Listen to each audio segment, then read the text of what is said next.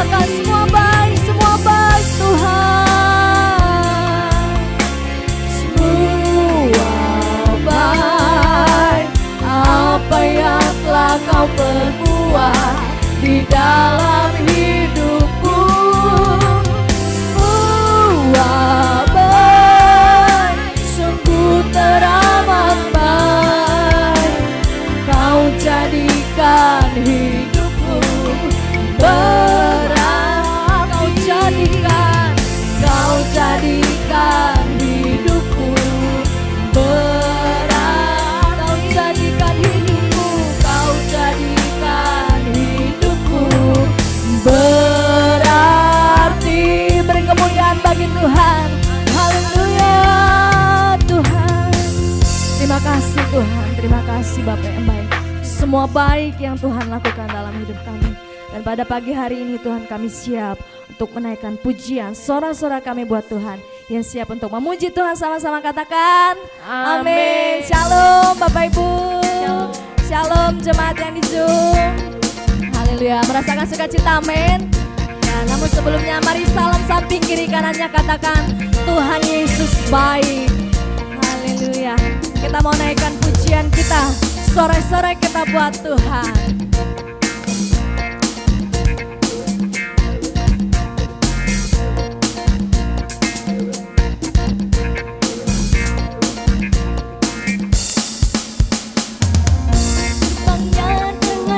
Bersyukur, alamannya dengan pujian. Kataku hari ini harinya Tuhan, ku bersuka sebab jaga. Sama-sama katakan, ku masuk di gerbangnya dengan hati beramin, alamannya dengan pujian. Kataku hari ini harinya Tuhan, ku bersuka sebab. Lebih lagi, naikkan pujian kita, ku masuk di gerbangnya dengan hati bersyukur, alamannya dengan pujian. Anakku hari ini, amin. Ku bersuka. Boleh sama-sama mengangkat tangan buat Tuhan. Dia gilangkanku, oh dia gilangkanku. Ku bersuka sebab dia gilangkanku, oh dia gilangkanku, oh dia gilangkanku. Ku bersuka sebab dia gilangkanku. Dia gilangkanku, oh dia gilangkanku. Ku bersuka sebab dia gilangkanku, oh dia gilangkanku, oh dia gilangkanku. Ku bersuka. Lebih lagi kita naikkan pujian kita dari awal. Mari kita berikan tepuk tangan kita. Haleluya. Sukacita kita, sorak-sorak kita buat Tuhan. Haleluya.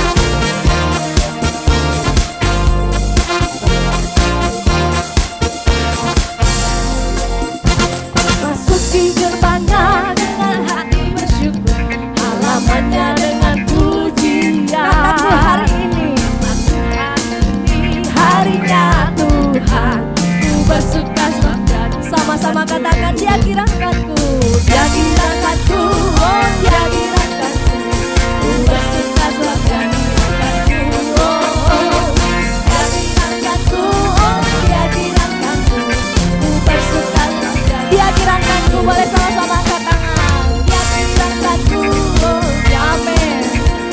Ku bersuka sebab dia gilangkanku, oh dia gilangkanku, oh dia gilangkanku. Ku bersuka sebab dia, ku bersuka sebab dia, ku bersuka sebab dia gilangkanku. Ku bersuka sebab dia gilangkanku. Mari tetap kita bertepuk tangan buat Tuhan. Sorakan haleluya. Sebab apa yang tidak pernah dilihat mata, apa yang tidak pernah timbul dalam pendengaran dan hati kita, semua Tuhan sediakan, amin. Haleluya. Sama-sama kita mau naikkan pujian buat Tuhan. Apa yang tidak pernah dilihat mata, itu yang Tuhan sediakan. Haleluya.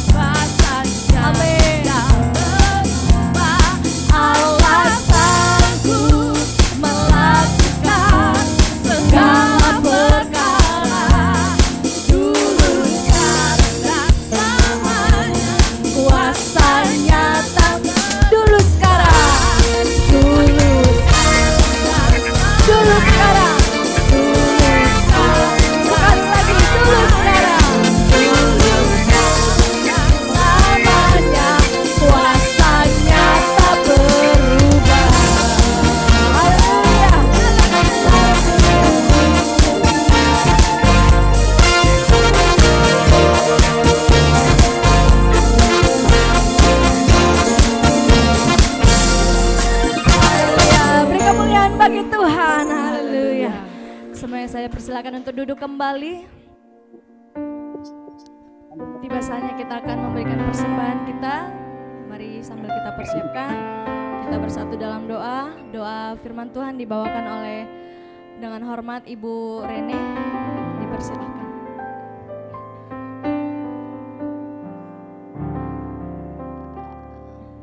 Ibu Rene.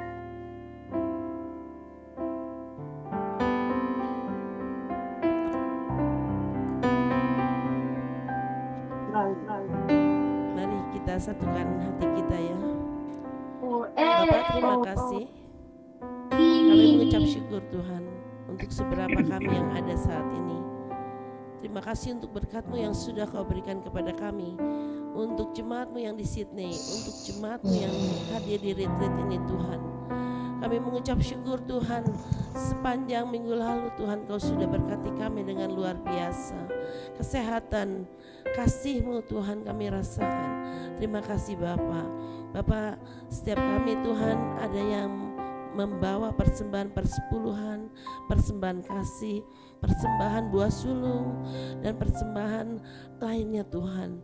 Mohon dikuduskan dengan bilur darah Yesus. Biar ini menjadi berkat bagi banyak jiwa. Pakai Evata Tuhan untuk menjangkau jiwa-jiwa terhilang lebih jauh lagi Tuhan. Bukan hanya Indonesia, Australia, bahkan sampai ke ujung dunia. Dan pakai setiap jemaat-Mu Tuhan yang memberi dengan hati bersyukur karena kasih-Mu Tuhan. Terima kasih Bapa. Kami mengucap syukur di dalam nama Tuhan Yesus Kristus. Kami sudah berdoa. Haleluya. Amin. Ya, sambil persembahan kita jalankan, kita naikkan pujian kita buat Tuhan.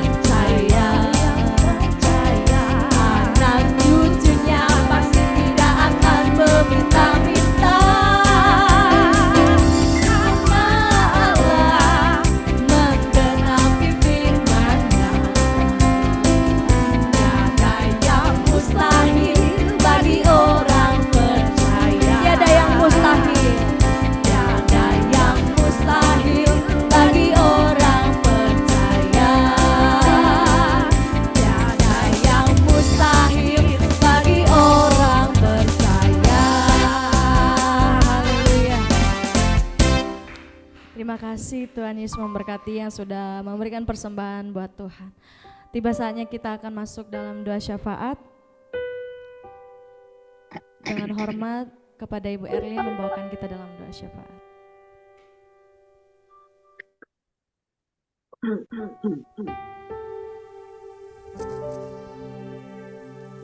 Mari kita satukan dalam doa untuk semua yang Terima kasih Bapa buat kasih kemurahan Bapa pada pagi hari ini. Kami mengucap syukur atas rahmat, kasih, anugerah, kemurahan Tuhan yang berlaku atas kami semua anggota jemaat Sum Ephata. Oh Tuhan, kami bersyukur buat malam yang sudah berlalu. Tuhan melindungi, menjaga kami, menjauhkan dari kami segala yang bukan perkenan Tuhan. Sehingga pagi ini kami bangun dengan tubuh jiwa roh yang sehat, tidak kurang satu apapun. Karena rahmat Tuhan sudah menolong kami semua. Rahmat-Mu yang selalu baru setiap pagi kami nikmati pagi ini. Kami mengucap syukur, limpah-limpah terima kasih atas berkat Tuhan, kasih karunia Tuhan bagi kami semua yang ada di Sum Ephata saat ini.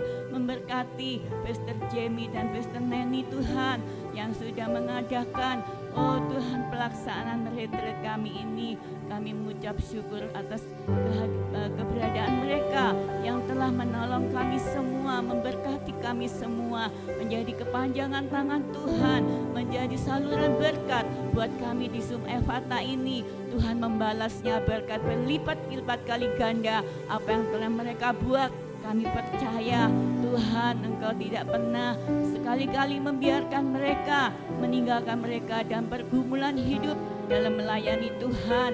Biarlah kekuatan, hikmat, kuasa, urapan Tuhan menyertai mereka dalam pelayanannya, dan Kau membuatnya berhasil dalam nama Yesus. Kami percaya Engkau akan pakai mereka lebih dan lebih lagi untuk dapat menjangkau banyak-banyak jiwa diselamatkan. Percaya kepada Tuhan, menerima akan Engkau Tuhan dan keberadaanmu menjadi Tuhan juru selamat dalam kehidupannya.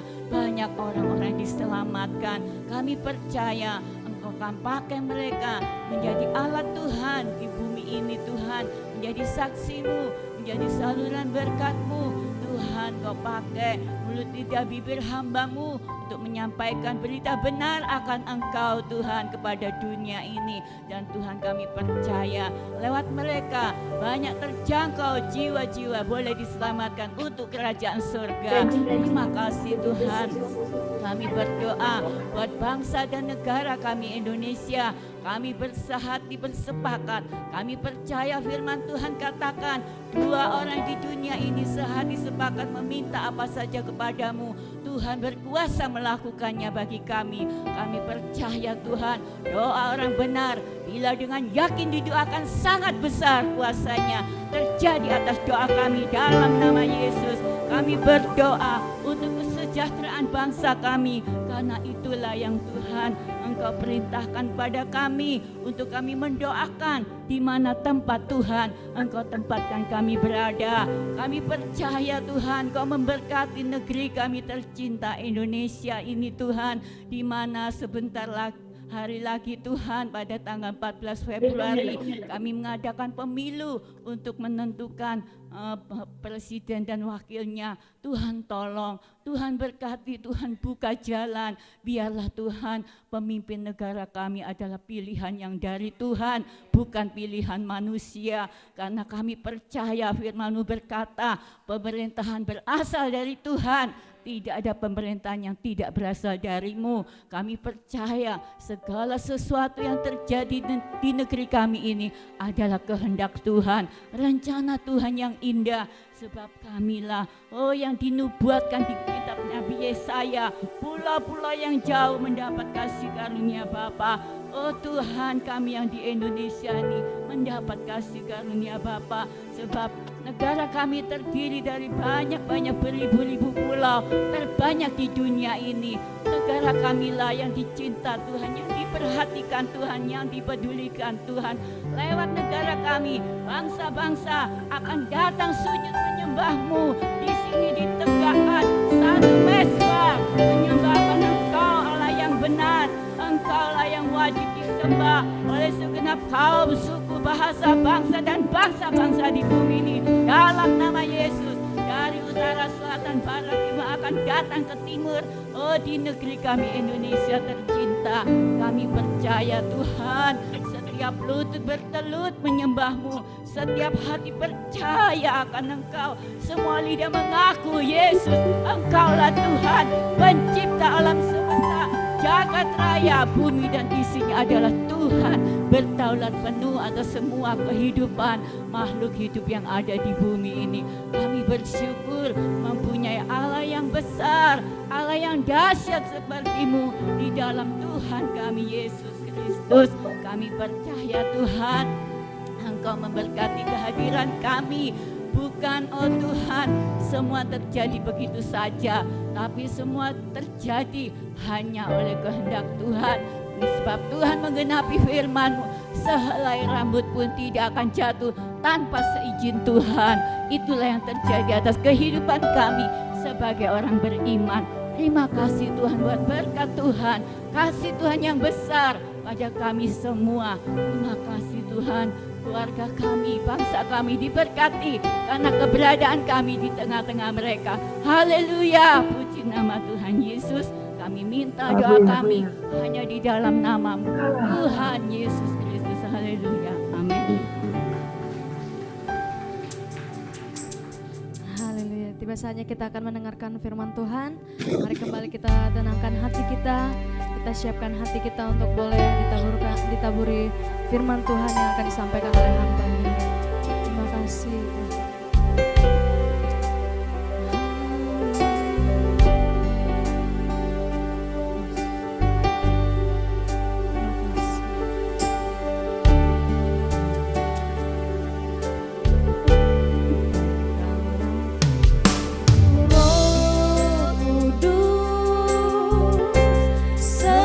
Setiap hari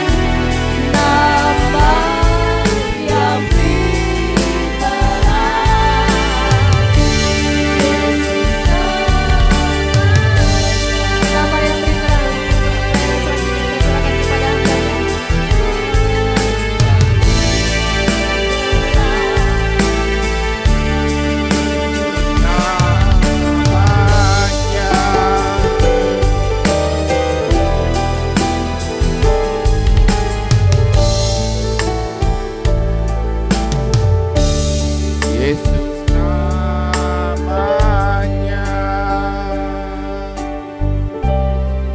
Bapa, kami mengucap syukur saat ini kami bisa ada saat ini karena anugerah-Mu semata-mata. Dan terima kasih Tuhan untuk apa yang sudah Engkau kerjakan kami selama tahun 2023 kemarin. Kami tahu banyak hal yang akan terjadi di tahun ini. Jika Engkau memberikan kami kesempatan untuk bisa melewati tahun 2024, berarti ada perkara-perkara besar yang Engkau siapkan kami ke depan. Berarti Engkau masih membutuhkan kami di muka bumi ini. Untuk itu kami berdoa ya Bapa, berbicaralah kepada kami, ungkapkanlah isi hati-Mu Tuhan. Karena firman-Mu adalah pelita buat kaki kami melangkah. Firman-Mu akan menuntun kami. Firman-Mu akan membuat kami menjadi orang-orang yang lebih daripada pemenang. Untuk itu kami butuh Engkau ya Allah Roh Kudus. Karena kami sangat mengerti firman yang keluar dari mulut Tuhan tidak akan kembali dengan sia-sia. Kami sangat mengerti bahwa firman Tuhan akan mengoreksi kami, akan membentukkan kami. Kami butuh Engkau ya Allah Roh Kudus, karena Engkau adalah penghibur kami, pengajar kami. Hiburlah kami, ajarlah kami, sehingga firman yang kami dengar tidak membuat kami tersinggung. Firman yang kami dengar tidak akan membuat kami jatuh, tapi kami akan bangkit karena kami dikoreksi, karena kami dihibur oleh Engkau ya Roh Kudus. Terima kasih Bapa.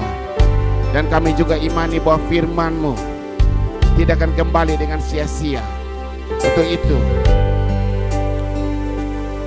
kami imani demi nama-Mu Tuhan Yesus, dengan bilur-bilur-Mu Tuhan Yesus, kami sudah disembuhkan.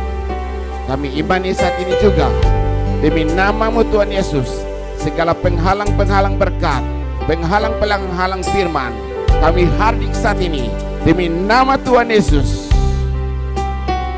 Keluar Engkau demi nama Tuhan Yesus. Lepaskan sehingga kami bebas mendengarkan firman Tuhan. Kami bebas untuk berinteraksi dengan Roh Kudus. Terima kasih Bapa. Kami sambut firman-Mu dengan penuh sukacita. Di dalam nama Tuhan Yesus kita semua katakan amin. Silakan duduk. Saya buru-buru, silakan duduk. Shalom saudara kasih Tuhan. Shalom yang ada di Zoom, apa kabar semua? Wah, di Sydney panas ya. Kita di sini juga panas dingin. Nah, kita lihat Koroni ada istrinya ada di sini. Nah, hari ini kita akan berbicara tentang rely on Holy Spirit. Kita berbicara bersandar kepada Roh Kudus. Yohanes pasal 14 ayat yang ke-15 sampai yang ke-18. Yohanes pasal 14 ayat ke-15 sampai ke-18. Saya bacakan buat saudara. Jikalau kamu mengasihi aku, kamu akan menuruti segala perintahku. Aku akan meminta kepada Bapa, dan Ia akan memberikan kepadamu seorang penolong yang lain, supaya Ia menyertai kamu selama-lamanya, yaitu Roh kebenaran. Dunia tidak dapat menerimanya, sebab dunia tidak melihat Dia dan tidak mengenal Dia. Tetapi kamu mengenal Dia, sebab Ia menyertai kamu dan akan diam di dalam kamu. Aku tidak akan meninggalkan kamu sebagai yatim piatu. Aku datang kembali kepadamu. Amin. Nah, seperti kemarin kita talk show bahwa Tuhan mula-mula memberikan kita seorang penolong yang sepadan, yaitu istri kita. Di Kejadian pasal 2 ayat yang 18, Tuhan memberikan kita seorang penolong. Jadi Tuhan mengerti bahwa sehebat-hebatnya seorang laki-laki tidak akan bisa berdiri dengan gagah tanpa penolong. Begitupun dengan wanita. Jadi Tuhan menciptakan seorang penolong pada saat Adam itu tidur. Amin. Adam tidak menyadari sekuat-kuatnya Adam butuh seorang penolong. Nah, sesudah itu di perjanjian baru, Tuhan yang sama juga mengatakan Ia akan memberikan penolong yang lain. Berarti arti kata bahwa sebagai orang percaya kita akan tampil berbeda sekali dengan orang-orang yang belum percaya. Jadi orang-orang yang belum percaya, dia mempunyai seorang penolong, yaitu istrinya. Nah, orang-orang percaya juga yang sudah menikah mempunyai seorang penolong. Cuma permasalahannya seringkali kita tidak menghargai penolong kita. Siapa sih yang menghargai penolongnya? Nggak ada tuh. Suami-suami hargai penolongnya enggak? Pernah nggak bilang terima kasih sudah masak, sudah cuci piring. Terima kasih pada saat diocehin, ini perempuan cerewet sekali. Pernah nggak berterima kasih? Dia penolong loh, diberikan Tuhan. Kalau kita gagal saja yang kelihatan, kita tidak bisa menghargai penolong yang kelihatan. Bagaimana kita bisa menghargai penolong yang lain itu yang gak kelihatan? Istilah kata seperti kayak kemarin saya katakan, kita bertanding kemarin, saya katakan semua sudah diatur. Ya memang Tuhan sudah ngatur, bukan panitia yang ngatur. Nah jadi kita sudah diatur. Nah jadi pada saat bertanding, kelompok saya nomor 1, tapi nggak selamanya nomor 1 keluar juara 1. Itu namanya saja ya. Jadi nomor 1 belum tentu keluar sebagai juara 1. Jadi kalau misalnya kita namanya sabar, belum tentu kita akan jadi orang sabar. Itu cuma namanya saja ya. Jadi memang sudah diatur sama Tuhan kalau kelompok saya nomor 1, tapi kita nggak keluar sebagai nomor 1. Nah disitulah pada saat bertanding kita lihat, wah skor kita jauh banget nih bedanya. Saya bilang udahlah, tim saya mereka pada stres. Saya bilang udah aspun aja. Apa tuh? Asal bunyi. Nah, kalau misalnya mereka sebut umur saya 25 tahun, saya bilang benar, aspun aja. Iya kan? Nah, supaya jangan stres. Kalau mereka stres kan repot juga kita. Nah udah gitu pada pertandingan dance juga pada bingung, aduh nanti gimana, udah asger aja. Apa itu asger? Asal gerak saja, asal gerak saja. Nah setelah menyadari bahwa memang skornya kita paling rendah sekali, jadi kita menyadari apa yang kita bikin aja pasti juga kita kalah juga. Ayo semangat, semangatnya kita sudah mengerti ya, kita pasti kalah. Jadi arti kata begini, secara logika kalau kita mengerti istri kita nggak bisa menghargai penolong kita, istri kita, itu berarti kita sudah kalah. Sehebat-hebatnya kita mempunyai karunia segudang-gudang yang ada di Alkitab, kita sudah kalah, saudaraku. Saudara nangkap maksudnya? Itu ukurannya seperti yang kemarin yang saya perhatikan. Saudara nggak lihat? Kalau saudara perhatiin, saya memperhatikan gitu. Saya bilang wah skor kita sudah jauh nih, kita pasti kalah. Sehebat-hebatnya kita berjuang luar biasa, kita pasti kalah. Nah itu artinya kalau saya sehebat-hebatnya saya punya karunia roh yang luar biasa mantap banyak, tetapi kalau pendamping saya yang kelihatan, itu penolong saya yang kelihatan, tidak saya hargai, bagaimana Roh Kudus yang gak saya kelihatan bisa saya hargai kehadirannya? Ya, sudah nangkap ya? Jadi sebagai orang percaya, kalau kita sudah gagal dalam pasangan kita, dalam penolong kita pasti gagal ke depan juga. Makanya kita harus berbenah. Langkah awal itu juga menentukan. Di rumah kita itu menentukan.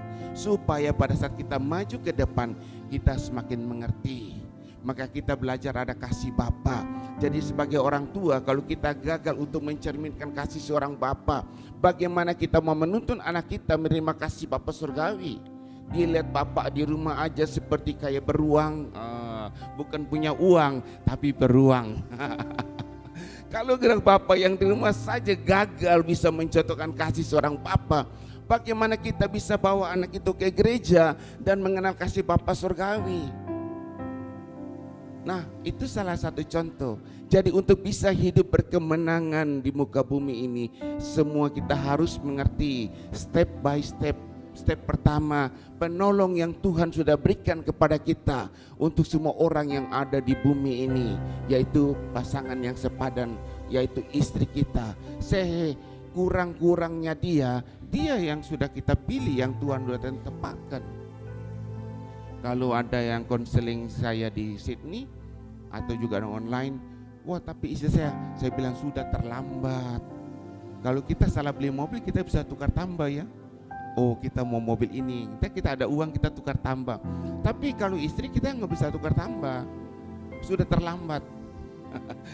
Sudah terlambat, pasrah aja, jalanin aja terus. Nah, sambil berbenah-benah. Nah kalau di tempat saya kerja, saya bisa melihat karena mereka orang dunia. Jadi mereka datang dari Pakistan, dari India, datang dari Amerika, dari UK, dari mana-mana mereka datang. Sebab mereka kerja hanya bawahan aja. Begitu bawahan mereka udah mulai naik pangkat. Pasangan hidup ganti juga. Kok ganti? Iya, kita kadang-kadang mau refreshing, mau refresh. Jadi istilah kata, kalau saya bekerja bawahan, ya sudah istri saya begini. Kalau saya naik dari area manajer, ya istri harus ganti yang lebih cantik, yang lebih seksi, lebih muda. Mereka bisa tukar cerai ya, kawin seperti selebriti yang ada, yang saudara sering nonton waktu dulu belum jadi aktor, belum jadi movie star, selebriti, mungkin pasangan seadanya. Tapi begitu jadi movie star, terkenal, orang mulai memuji, ganti pasangannya. Nah itulah orang dunia. Tapi anak-anak Tuhan, apa yang sudah dipersatukan oleh Tuhan tidak boleh dicerai-beraikan. Amin saudara, hanya maut yang memisahkan. Jadi kalau kita gagal yang pertama, step yang pertama, kita pasti gagal yang ke depan.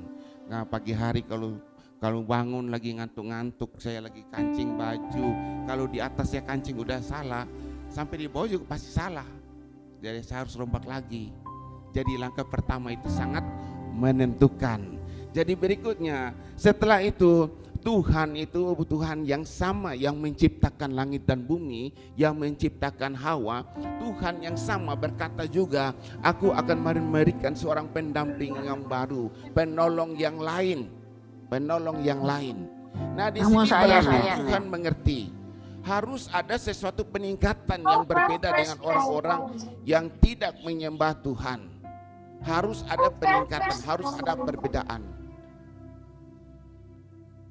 Ya, jadi harus ada perbedaan antara orang-orang yang menyembah Yesus sama orang-orang yang tidak menyembah Yesus. Harus ada perbedaan.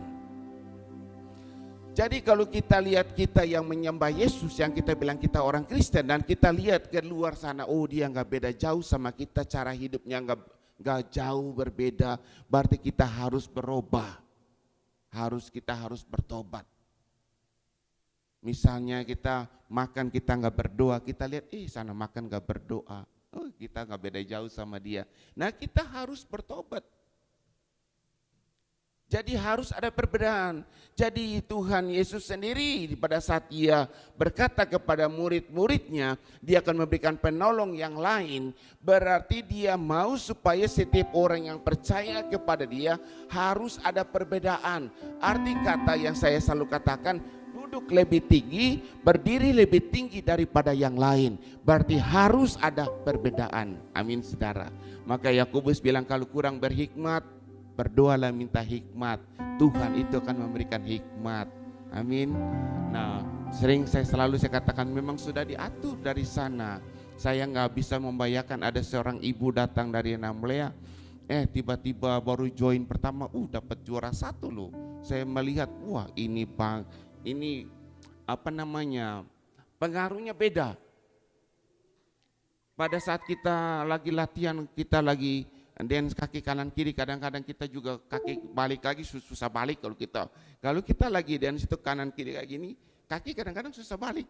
Musiknya udah balik duluan, kaki belum balik. Jadi sang ibu melihat, akhirnya tanpa diadakan aba-aba, dia mengambil keputusan. Biar saya di depan aja yang bergoyang, yang di belakang mereka iringi aja. Ibarat seperti kayak paskibraka gitu. Ya, jadi kalau yang belakang baris kayak tentara, yang di depan nari-nari sambil buang-buang tongkat, beda sama yang di belakang.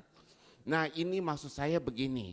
Itu artinya berdiri lebih tinggi, duduk lebih tinggi. Jadi artinya dalam hal-hal tertentu kita harus berpikir, kita harus berdoa minta hikmat dalam bisnis, dalam pekerjaan, dalam sekolah, dalam apapun.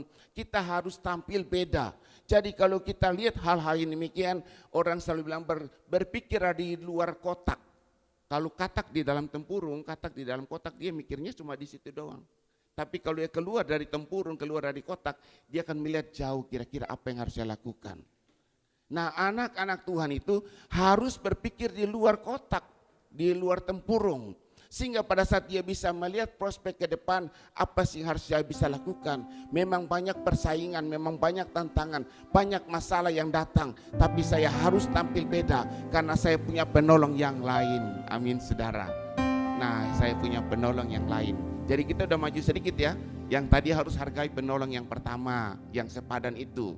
Nah, yang kedua kita masuk langkah kedua, kita menghargai penolong yang lain itu, yang lebih tinggi yang kita nggak lihat. Amin. Nah, jadi disitulah akhirnya Tuhan itu memang nggak kebetulan memberikan contoh. Jadi pada saat saya berbicara dengan hal demikian, saudara bisa merasakan, oh iya ada contoh kemarin kita menari, kita lihat beda. Yang lain baris seperti kayak tentara, yang di depan loncat-loncat kayak buang-buang tongkat paskibraka. Jadi beda. Jadi Yuri menilai keseragaman. Nah kita di belakang ini goyang apa macam-macam, kita kadang-kadang sampai putar pinggul susah balik. Kita usaha hebat-hebat. Ya kalau sendiri pasti menang, tapi kalau bergrup kita kalah, kadang nggak seragam. Nah di sini yang saya maksudkan, kita butuh penolong yang lain. Jadi untuk kita bisa lebih hebat daripada dunia ini, kita butuh penolong yang lain. Yang Yakobus katakan, kita berdoa minta hikmat daripada Tuhan. Hikmat itu Roh Kudus akan memberikan hikmat kepada kita. Jadi kadang-kadang kalau dalam pekerjaan, dalam usaha, dalam sekolah kita stuck, gak bisa melakukan banyak hal. Berdoa minta Roh Kudus, hikmat daripada Roh Kudus. Apa sih yang bisa saya lakukan? Kalau kita nggak dapat hikmat dari Roh Kudus, kita mengerti, oh kita pasti salah dengan penolong yang pertama itu, yang sepadan. Berdoa ke sana lah, minta maaf aja. Amin. Saya sering kali ribut sama istri saya kok. Makanya adik saya bilang, orang yang sering ribut itu katanya panjang. Habis ribut, habis minta maaf. Ya, anak saksi itu. Iya, kita nggak bersandiwara. Kita namanya dia perempuan, saya laki-laki. Kita nggak cocok. Dia seleranya makan saya juga beda. Habis selesai mandi dia pakai make up, saya nggak pakai make up, kita beda. Kalau saya bilang panggil dia misalnya, saya panggil apa, yang jangan panggil yang, nanti yang sana nih jawab juga. Panggil Hani, mana lipstik kita? Kan repot, mana lipstik kita? Kan saya nggak pakai lipstik. Jadi nggak semuanya itu ada kebersamaan, ada perbedaan. Di antara perbedaan itu, Tuhan itu mendorong kita bagaimana kita bisa menyesuaikan satu dengan yang lain. Jadi kalau ada jendela, ada bingkainya, biar cocok. Nah, kalau semuanya cocok, ya pasti buka tutup gampang. Tapi kadang-kadang kalau hujan atau panas, kadang-kadang dia memuai, membesar dan mengecil. Kita kok jendelanya susah tutup ya?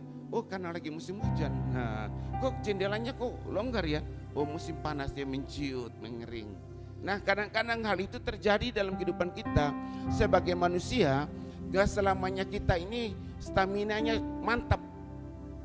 Mungkin di tempat pekerjaan semakin kami berjalan, semakin dia mengerti saya. Kalau kadang-kadang saya lagi duduk diam, lagi ngetik-ngetik, tiba-tiba malam hari, tiba-tiba pagi hari, dia semakin mengerti. Kadang-kadang dulu dia gak mengerti, tapi semakin lama kita berjalan semakin mengerti. Oh ada sesuatu, jadi dia diamin. Bayangin kalau saya lagi tidur, tiba-tiba anak bos saya sakit gak bisa masuk. Waduh jam 5 pagi saya cari siapa untuk penggantinya, atau jam 12 malam. Nah kadang-kadang hal-hal itu membuat emosi kita, membuat sesuatu. Nah kadang-kadang dia juga memang hal yang sama. Jadi akhirnya kita mulai mengerti bahwa memang keadaan kita berbeda. Tapi waktu dulu kita hanya pekerja biasa saja, ya pasti siapa sih malam-malam ketik-ketik, telepon pacar ya, nah, langsung begitu kan. Tapi semakin lama kita mengerti, oh itu urusan pekerjaan. Jadi kadang-kadang kita butuh sesuatu namanya penyesuaian diri. Sehebat-hebatnya kita hidup bersama, pasti kita juga akan cecok karena kita berbeda. Amin. Sampai sini punya lidah dan gigi nggak pernah beradu. Kadang-kadang saya makan ayam goreng saya gigit, kok saya nggak gigit ayam, gigit bibir. Ini bibir pecah. Saya lagi mikir, otak satu, yang kontrol kan saya. Kenapa gigi kok bisa gigit bibir nggak gigit ayam ya? Kok bisa begitu ya? Padahal otaknya satu. Nah kita ini otak dua, pribadi yang berbeda. Nah disinilah Tuhan mau menuntun kita supaya kita belajar yang sepadan itu kita hargai, kita melangkah supaya penolong yang lain yang diberikan kita bisa tampil lebih hebat lagi. Nah kadang-kadang memang saudara harus mengerti namanya sepadan. Jika kalau kita mulai maju ke depan dulu, kita sebagai pekerja rohani seperti adik-adik begini, ya kita selevel sebagai pada saat mulai bertumbuh menjadi seorang pendeta, bertumbuh menjadi seorang gembala, dia juga harus ikut menyertakan diri. Jadi kadang-kadang dia berkhotbah, kadang-kadang dia membawa sesuatu. Nah saya berusaha untuk mendorong. Saya nggak bisa maju sendiri dan dia ketinggalan di belakang, iya kan? Itu artinya nggak sepadan. Amin saudara. Nah kalau misalnya saudara mula-mula hanya pekerja biasa, terus saudara pulang saudara share pengalaman, cerita kepada dia, aduh si itu begini, si ini begini tempat kerja. Bagus. Tetapi lama kelamaan saudara bertumbuh menjadi seorang manajer, terus saudara punya masalah, saudara nggak cerita sama istri, dia nggak bisa update cara berpikirnya karena saudara tidak memberikan masukan. Komputer juga kadang-kadang kalau kita hidupkan komputer minta update ya. Dia tunggu 15 menit update. Nah maka kadang-kadang kalau lagi Zoom, aduh terlambat nih karena dia minta update. Komputer aja minta update. Kadang-kadang handphone kita minta update juga kan. Nah begitu pun dengan pasangan kita. Kalau kita sudah maju ke depan, nah bagaimana cara kita cerita apa yang terjadi di pekerjaan, di usaha kita cerita. Jadi dia lihat, kadang-kadang kita tunjuk ini foto orangnya kayak gini. Nah dia lihat, dia mengerti, oh lama-kelamaan dia bisa ngikut. Tetapi kalau kita nggak update yang demikian, lama-kelamaan kita ngomong, nggak nyambung nih, nggak nyambung. Kita cerita sama sekretaris, kita curhat, lama-lama miring. Kalau kita nggak curhat sama sepadan, kita curhat sama yang lain, lama-lama bisa miring. Nah disitulah celah yang kita buat. Sama seperti Adam. Adam mengalami hal-hal yang luar biasa dengan Tuhan. Tuhan berbicara memberikan larangan kepada Adam. Tetapi pada saat Adam bertemu dengan Hawa, Adam cantik banget nih. Dia lupa kalau update-nya dia tentang perintah Tuhan itu kepada Hawa. Jangan pegang, jangan makan, ya kan? Nah jangan engkau makan buah itu. Nah pada saat iblis menggoda Hawa, Hawa itu tidak mendapat informasi yang jelas dari Adam. Maka Hawa bisa jatuh dan tergoda. Begitu Hawa jatuh dan tergoda, jelas Adam juga akan jatuh. Nah, ya. Jadi kita belajar gitu. State yang pertama, kita harus menghargai pasangan kita, penolong kita. Apapun yang terjadi, Tuhan sudah berikan dia kepada kita, sudah diatur dari sana. Amin. Jadi jangan bilang, wah ini kecelakaan Pak. Bukan, sudah diatur dari sana. Mungkin saudara dulu punya pacar banyak, tapi menikah yang ini sudah diatur dari sana. Semua yang terjadi dalam kehidupan kita nggak ada satupun yang kebetulan, sudah diatur. Amin. Nah, kita terus lagi saudara. Nah dalam masa era kita hidup saat ini, banyak persaingan, banyak tantangan, banyak masalah. Waktu dulu mungkin kita gak butuh komputer, kita gak butuh handphone. Orang pakai handphone kita bilang, wih gaya-gaya pakai handphone, kayak bisnis besar aja. Iya tak? Tapi sekarang handphone sama beras lebih penting mana? Kalau nggak punya beras, udah makan singkong aja juga boleh, ya kan? Nggak punya beras, ya sudah makan apa aja juga boleh. Tapi kalau nggak punya handphone, gelisah. Punya handphone, nggak punya internet, tambah gelisah lagi. Saudara berusaha untuk cari data, berusaha saudara buka. Jadi setiap hari memandang wajah anak mungkin kurang, tapi memandang wajah handphone mungkin lebih banyak. Nah, disitulah maksud saya di sini, lama kelemahan transisi kehidupan ini mulai berubah. Yang tadi kita menganggap itu kebutuhan mewah, berubah menjadi kebutuhan primernya kita. Kalau tanpa handphone, tanpa internet, aduh kayaknya hidup ini kurang. Kita merasa tertinggal, kurang informasi. Mungkin ada yang order bisnis, mungkin mau order ini, kita merasa, aduh kita kehilangan uang. Karena semua bisnis berhubungan dengan handphone, dengan internet. Benar ya? Iya. Oh mungkin kita kekurangan informasi. Kalau kita mau lagi ikut acara, oh kok kita nggak dibagi kertas acara, ada di handphone. Nah gitu. Jadi akhirnya handphone itu menjadi kebutuhan primer dalam kehidupan kita. Jadi masa transisi semakin hari semakin cepat. Jadi komputer yang tadi yang kita nggak butuh, kita harus memiliki, kita harus belajar bagaimana memakainya. Dan akhirnya kita bisa melihat di masa digital ini, kita lihat lagi muncul namanya AI yang banyak mempengaruhi kita. Mungkin di Indonesia sedikit-sedikit, tapi di Australia semakin banyak. Semua hal itu digitalisasi. Bahkan di tempat perusahaan saya bekerja, dia taruh digital itu nomor 2. Harus. Jadi mereka mulai transisi, lama kelamaan manusia nggak kepake. Semua digital. Sama sekarang bilang, hey Siri. Nah, handphone saya jawab, ada apa? Hey Siri, handphonenya jawab. Kalau pagi-pagi Rafael lagi tidur, alarm bunyi, mau teriak, Alexa stop. Alarmnya diam. Itu primitif, tapi ke depan akan banyak hal-hal yang terjadi. Nah bayangkan di masa era yang sangat cepat ini, kalau kita hanya punya pasangan yang sepadan saja, ya sama kayak kita. Kalau kita nggak mengerti komputer, dia juga nggak mengerti komputer, kita repot.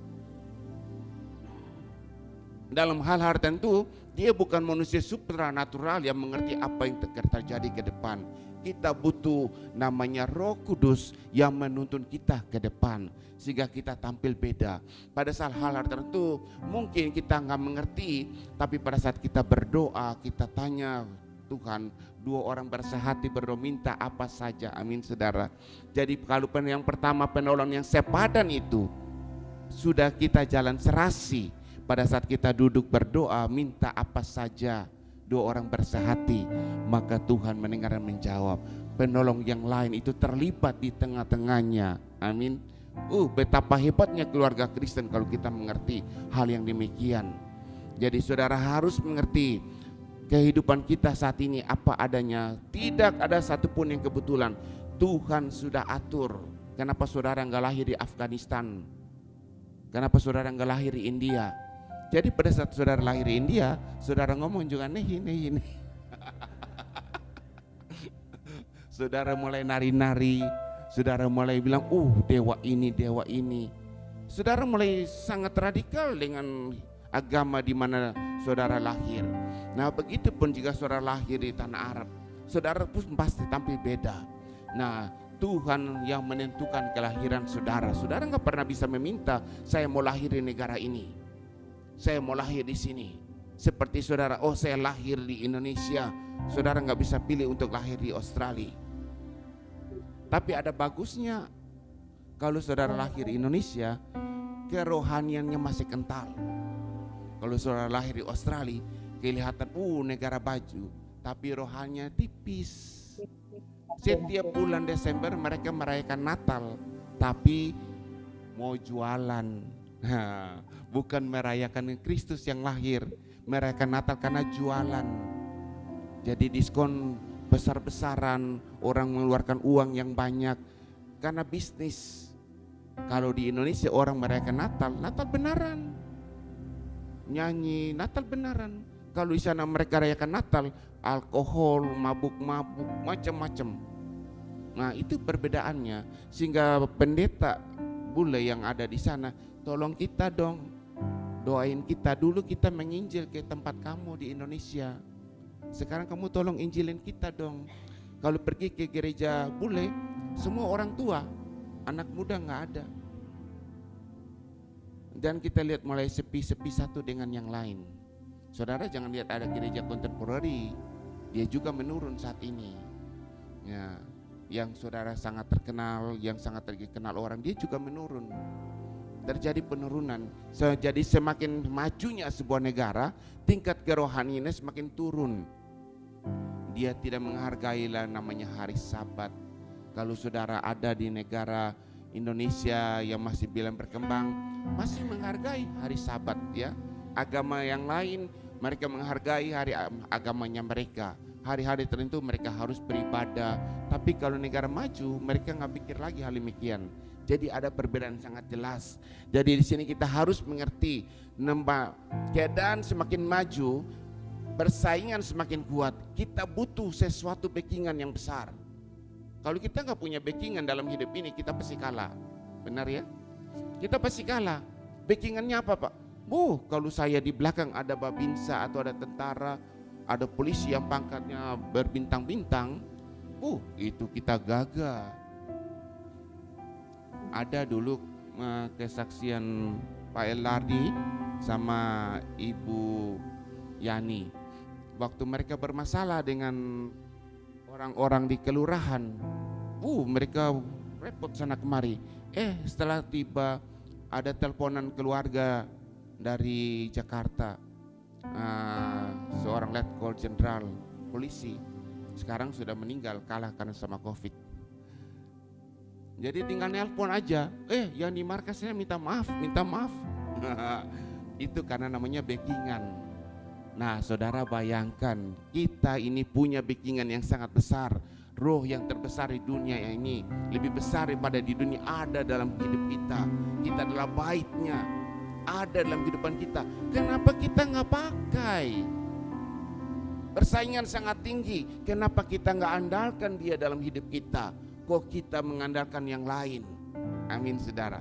Nah begitupun ilustrasi, jika dia mempunyai keluarga yang Letkol Jenderal itu, ya, seorang jenderal dari kepolisian, dia memakai backingannya itu, jadi jalan hidupnya semakin mulus. Orang yang tadinya garang, merasa diri benar, minta maaf, tunduk-tunduk lagi karena ada backingan. Amin saudara.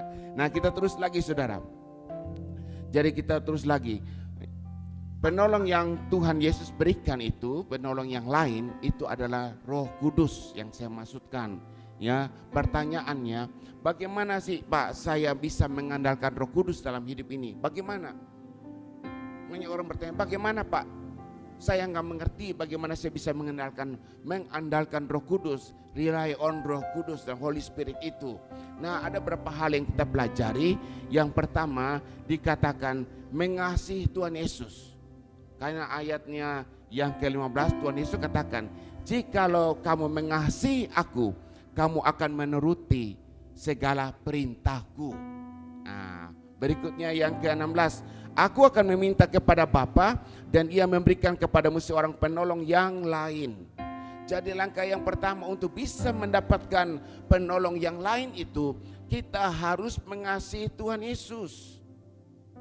Kalau kita nggak mengasihi Tuhan Yesus sebagai orang Kristen KTP, kita nggak akan bisa mendapat penolong itu.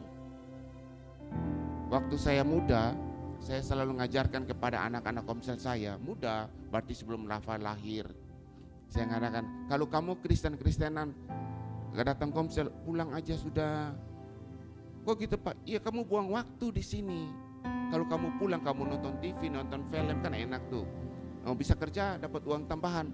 Tapi kalau kamu cuma Kristen-Kristenan, kamu buang waktu di sini, wasting time. Pulang aja.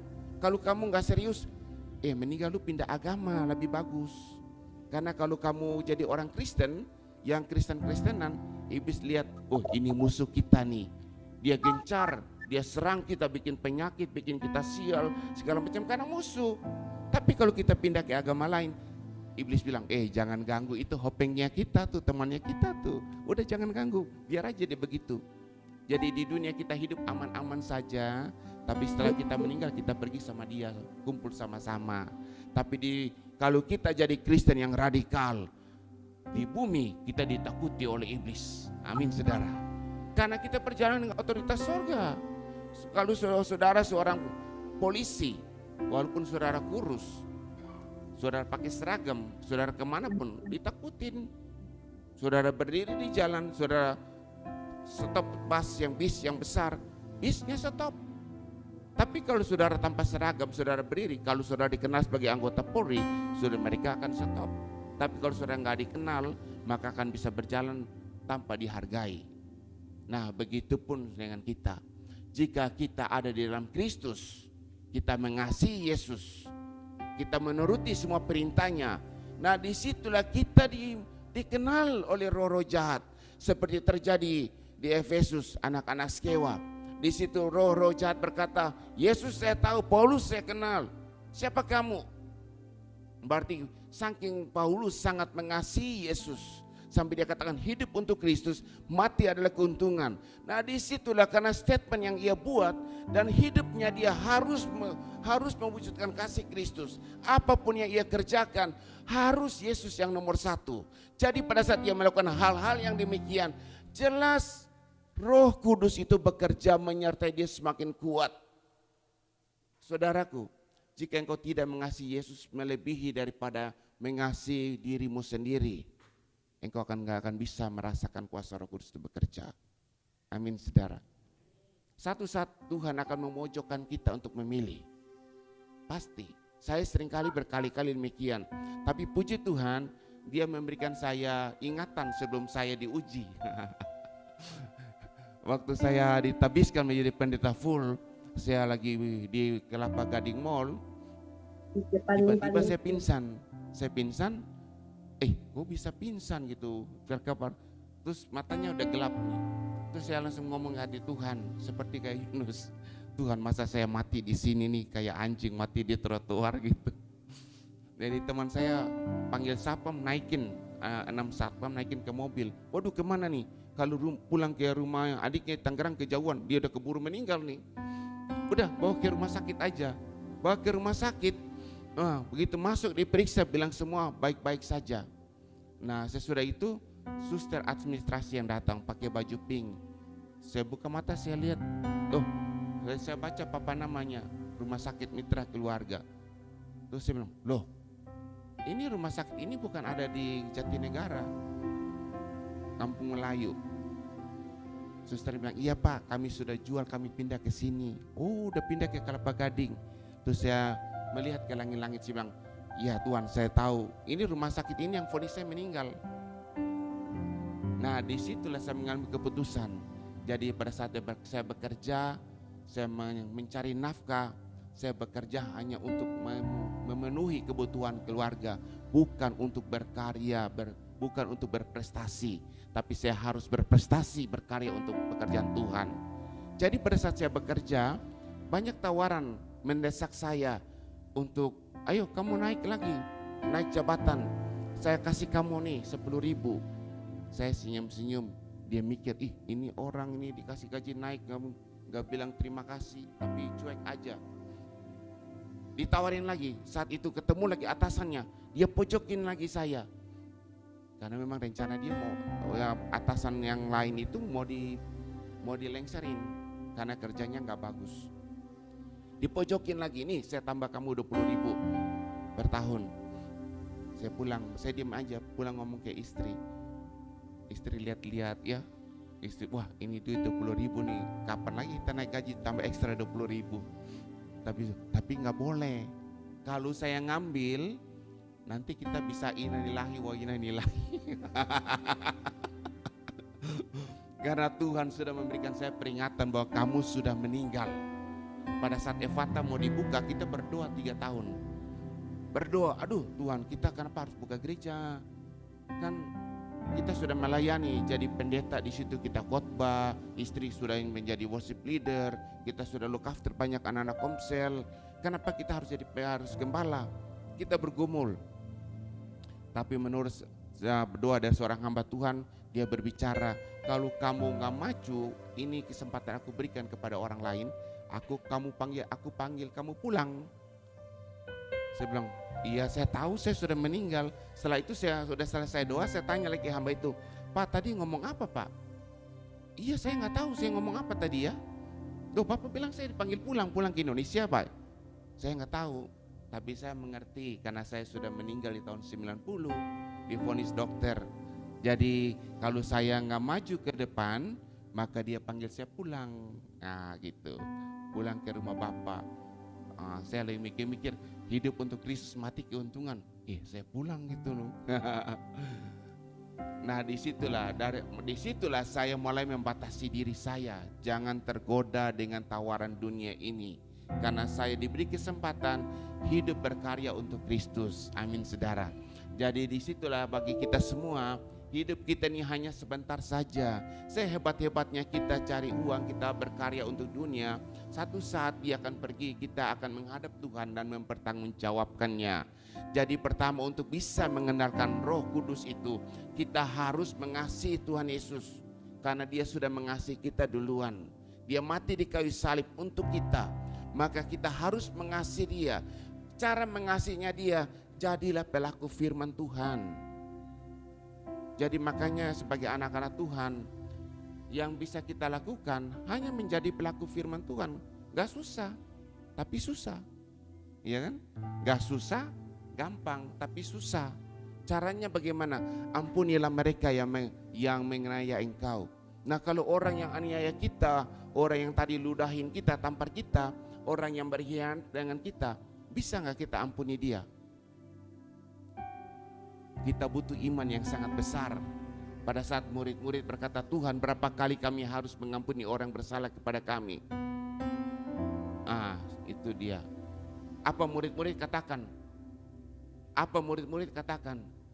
Tambahkan iman kami. Ternyata untuk bisa mengampuni butuh iman yang besar. Kalau kita gak bisa mengampuni, doa Bapa kami, kita gak akan ke sorga. Jadi saudara-saudaraku, jangan terkecoh dengan pekerjaan iblis. Iblis berusaha membuat kita kepahitan di akhir zaman ini. Kepahitan dengan gereja, kepahitan dengan pendeta. Kita susah mengampuni, sudah susah-susah kita melayani, kita beribadah, jadi orang Kristen. Ending-ending kita masuk neraka karena doa Bapa kami tidak mengampuni orang yang bersalah kepada kami. Ya, sangat simpel tapi sangat tegas. Kita mengerti pekerjaan kita, makanan kita adalah melakukan kehendak Bapa di sorga. Jadi melakukan kehendak Bapa di sorga, apapun yang terjadi dalam kehidupan kita, kita butuh Roh Kudus yang menghibur kita sehingga kita enggak kepahitan. Jadi kita menganggap hidup ini adalah proses. Amin saudara. Hidup ini adalah proses. Kita butuh Roh Kudus. Kalau enggak ada Roh Kudus, kita kepahitan, susah. Orang menyakiti kita, kita marah, kita dendam, simpan hati. Nah disitulah karena ada Roh Kudus. Kita harus libatkan Roh Kudus. Yang berikut saudara, yang kedua, kita harus menghargai kehadirannya. Yang tadi saya katakan, jika pasangan yang sepadan aja kita nggak bisa hargai, bagaimana kita bisa menghargai yang nggak kelihatan itu? Kita harus hargai. Kadang-kadang dalam perjalanan ini banyak hal yang terjadi. Hargai dia. Amin. Maka saya anjurin buat bapak-bapak, kalau belum hiasi istrimu, hiasi dia dengan baik. Dia mau apa? Nah mau apa? Kalau lihat, aduh selama hidup saya belum dandani dia dengan emas, dandanin dia dengan emas. Selama hidup saya belum pernah kasih dia berlian, diamond, tapi saya marah-marah terus, saya maki-maki terus. Bayangkan kalau itu anak kita, anak perempuan kita digituin orang, mau gak kita? Kita pasti lihat, ini suami belum kasih berlian sudah maki-maki anak saya, udah tampar-tampar, pasti kita marah. Nah kita harus melihat hal demikian. Hargailah pasangan kita. Kalau bisa kita dandanin dia sehebat mungkin, amin saudara. Dandanin dia. Nah kenapa? Karena kita mau menunjukkan harga, kita menunjukkan bagaimana apresiasinya kita, tanda penghargaan. Terima kasih ya, saya susah kamu ngiringin, walau tidur di atas para-para bambu ya katanya, walau bukan spring bed, tapi kamu tetap selalu menyertai. Naik sepeda kumbang kamu tetap sertai, naik Vespa kamu juga ada. Naik mobil, tukar goncengannya, salah gitu. Orang dunia begitu, waktu masih susah tidur di atas para-para, gitu pindah lagi ke kasur. Begitu sukses tidur di atas matras mantra. Katanya mantra kalau tidur kan berbentuk badan. naik udah dari sepeda kumbang pindah ke mobil mewah, penumpangnya diganti, dibuang yang lama. Selamanya nggak akan sukses, saudara. Seringkali saya mengajarkan kepada orang-orang tertentu, kalau kamu gagal hal yang demikian, kamu berkatnya cuma sampai di situ saja, nggak akan bisa lebih. Kita belajar menghargai, saudara, amin. Karena Tuhan sudah memberikan dia kepada kita. Dia adalah penolong yang berdoa buat kita. Dia yang berseru kepada Tuhan, susah, senang, dia ada bersama kita. Nah, masa pada waktu senang kita tinggalkan? Nah, kita belajar menghargai. Kalau kita bisa menghargai pasangan yang kelihatan, kita bisa menghargai kehadiran Roh Kudus. Sehingga pada saat kita marah, kita sadar, gak boleh loh kita menyakiti Roh Kudus kalau kita marah. Kadang-kadang kalau kita marah, biar saja. Lagi marah nih, lagi emosi. Wah, udah lagi emosi, marah dulu. Abis marah baru minta maaf. Seringkali kan begitu. Roh Kudus bilang, udah tenang aja. Ya, orang yang cepat marah, orang yang emosi seperti kota tanpa tembok. Udah, peduli amat, marah dulu. Yang penting gue marah dulu, selesai minta maaf belakangan. Nah, kadang-kadang begitu. Ada firman yang melintasi kepala kita, ada dalam hati kita, tapi kita cuek aja. Yang penting marah dulu, baru belakangan minta maaf. Kalau kita salah transfer uang kan mungkin kita bisa minta balik. Tapi kalau kita salah ngomong ya, terlepas ya, gimana ya? Jadi begitulah belajar dari segala kekurangan-kekurangan yang ada, kita belajar. Semakin hari semakin baik ke depan. Amin. Nah, yang terakhir saudara, mengenal dia, mengenal Roh Kudus. Bukan secara fisik, karena dia bukan fisik, dia roh. Saudara dan saya, kita harus belajar mengenal Roh Kudus. Menghargai kehadirannya, kita harus mengenal. Secara pribadi saya mengerti bahwa Roh Kudus itu memberikan saya semangat. Ada sesuatu yang saya rasakan dalam pikiran hati saya nguji, tapi saya tahu dia memberikan saya semangat. Karena yang memberikan semangat itu datangnya daripada Tuhan, daripada Roh Tuhan. Dia berikan saya semangat. Saya lagi duduk diam-diam. Nah, istri saya lagi bilang, wah itu ruko di sebelah itu pemilik mau jual dua-duanya. Oh, dua-duanya mau dikasih 2,9 miliar, tapi bisa ditawar. Saya bilang, saya nggak tertarik itu ruko kayak begitu. Saya mau yang di pinggir jalan. Katanya ruko gitu mau pas, gak bisa masuk. Saya nggak mau kayak begituan. Malah waktu mereka bagus-bagusin, saya marahin dia. Kenapa kamu bagus-bagusin? Bukan cuma setahun kita pakai, kan ada batu loncatan, kita mau pindah ke tempat yang lain. Saya nggak mau. Nah, saya bilang, lari, jangan bagus-bagusin, itu ruko udah kayak apa gitu, cuma batu loncatan saja. Nah, saya duduk diam, saya tidur, saya bangun, tiba-tiba kok hati saya jadi lain ya, kenapa nih ya? Terus saya lagi mikir, kok ada apa dengan saya? Nah, di situ saya mengerti, karena saya mengenal Roh Kudus itu. Dia mengubahkan pikiran dan hati saya. Makanya istri saya suka bilang, kamu nih kadang-kadang ke kanan, kadang ke kiri, kita bingung. Karena yang pertama yang tadi begitu, itu kan saya. Tapi yang kedua penolong yang lain itu, dia berikan bimbingan yang lain. Saya juga mikir, kalau saya nggak ikut, nanti repot saya. Jadinya saya mengalah. Nah, saya ngomong deh ke dia, lu ini naik turun kayak yoyo. Akhirnya saya lagi mikir, wah kalau saya tawar dia 2,2 M bagaimananya. Terus saya lagi mikir, tapi kita nggak bisa beli, karena kita paspornya sudah paspor Australia, kita nggak bisa beli. Mikir lagi, mungkin kita bikin trust. Jadi setiap orang yang mungkin ada kasih 50.000 Australia, 50.000 Australia, 5 orang terus tumpuk jadi satu. 5 tahun kemudian propertinya naik, dia bilang, Pak saya mau duitnya, udah balikin lagi sesuai dengan harga kenaikan harga properti yang ada. Jadi kita kasih aja, jangan ambil keuntungan. Amin. Gak maksud saya begini, sebagai pendeta saya belajar setia, jangan tergoda dengan uang. Biasa kalau ini saya nggak ngomong pendeta yang lain, saya ngomong ke diri saya. Kadang-kadang kita namanya hamba Tuhan, kadang-kadang sangat gampang untuk tergoda dengan uang, iya kan? Nah, karena motivasinya kita mau membesarkan kerajaan sorga di muka bumi ini. Nah, jadi kalau kita bikin trust, berarti kita bisa membatasi diri bahwa itu bukan punya kita, tapi punya yayasan, orang-orang yang ada dalam nama itu. Nanti ke depan bisa dibagi-bagi, sesuai dengan permintaan mereka. Jadi yang di atas kita jebol, kita bisa bikin gereja 2 lantai, yang di bawah kita bikin kafe, karena di seberang itu ada kafe yang lebih mewah. Mungkin yang kafe ini kafe menengah ke bawah, pakai sepeda motor orang bisa ngafe di situ, jadi semakin ramai. Nah, saya mulai berpikir, saya nanya lagi sama orang tertentu, kan kamu namanya kan kamu orang Indonesia ya, paspor Indonesia. Kalau kamu beli itu gimana? Pakai namamu gitu. Nah, dia, nggak bisa, nanti kita begini. Sudah nggak usah, nanti kita lihat pekerjaan Tuhan selanjutnya.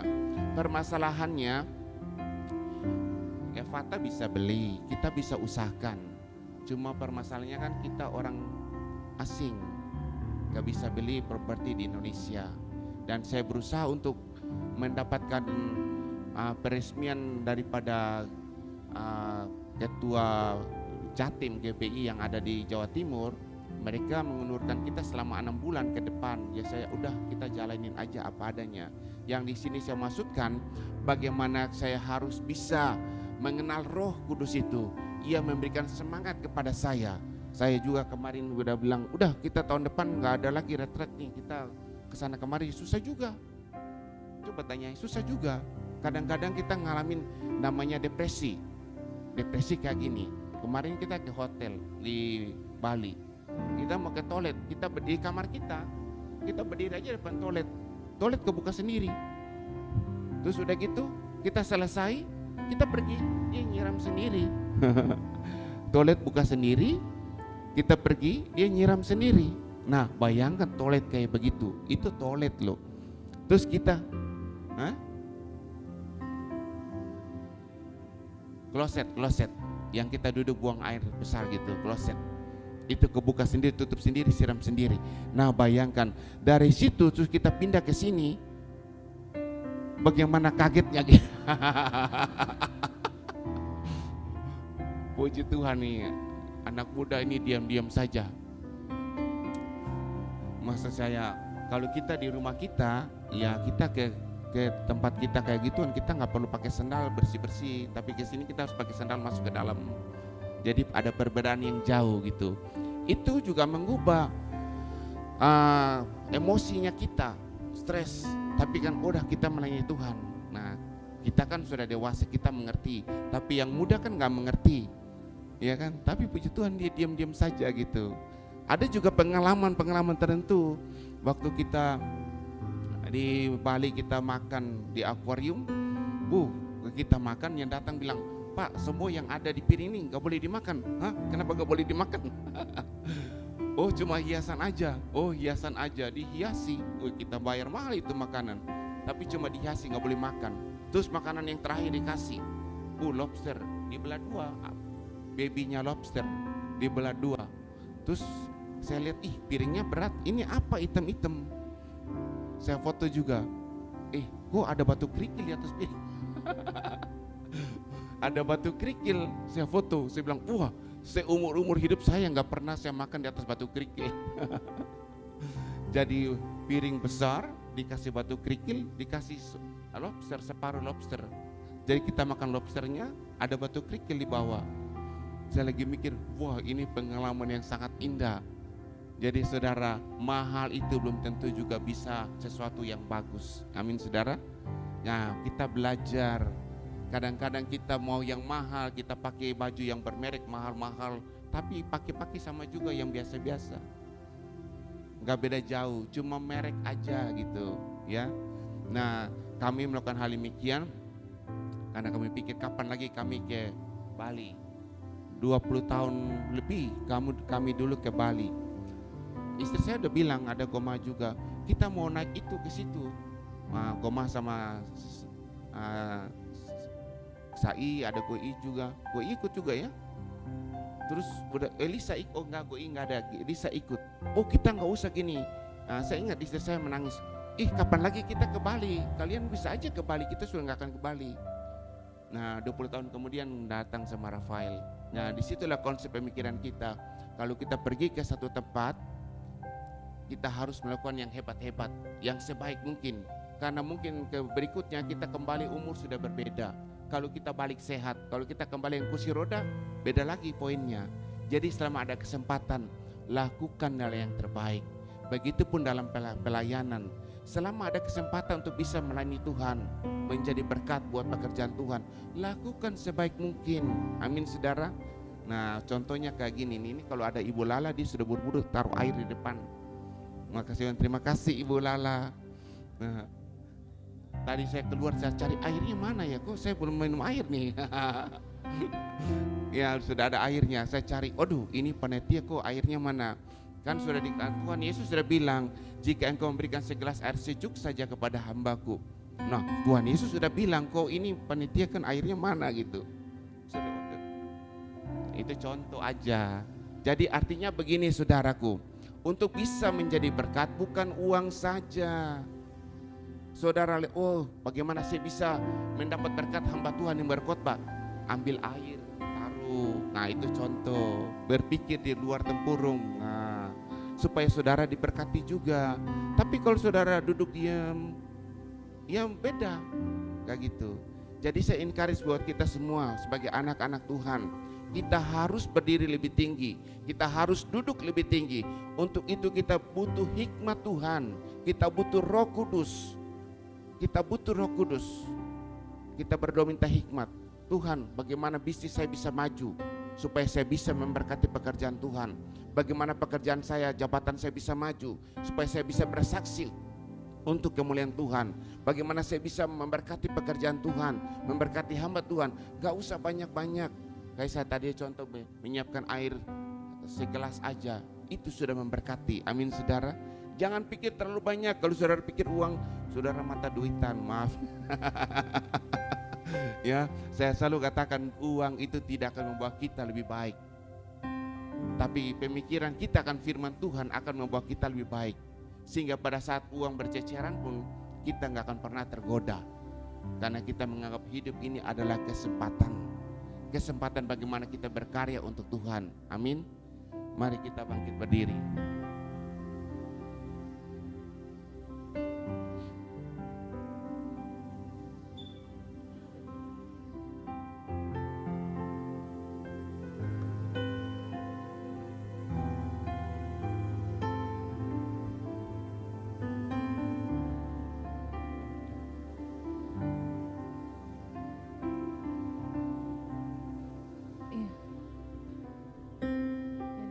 Firman Tuhan yang boleh kita dengarkan pada pagi hari ini. Kita mau naikkan satu pujian lagi buat Tuhan.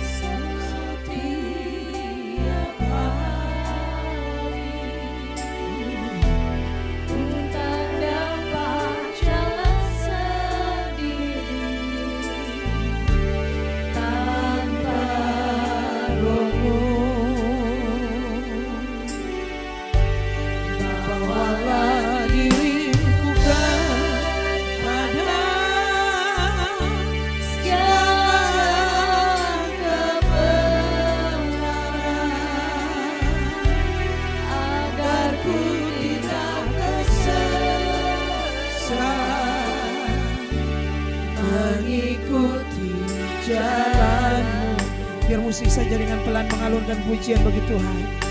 Mari kita tundukkan kepala dan merenungkan sebentar firman Tuhan.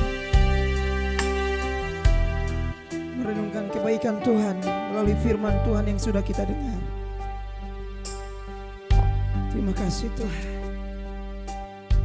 Terima kasih untuk firman-Mu Tuhan.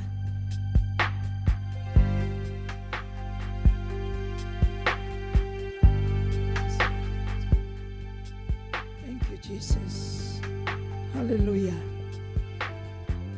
Roh Kudus yang menolong kami.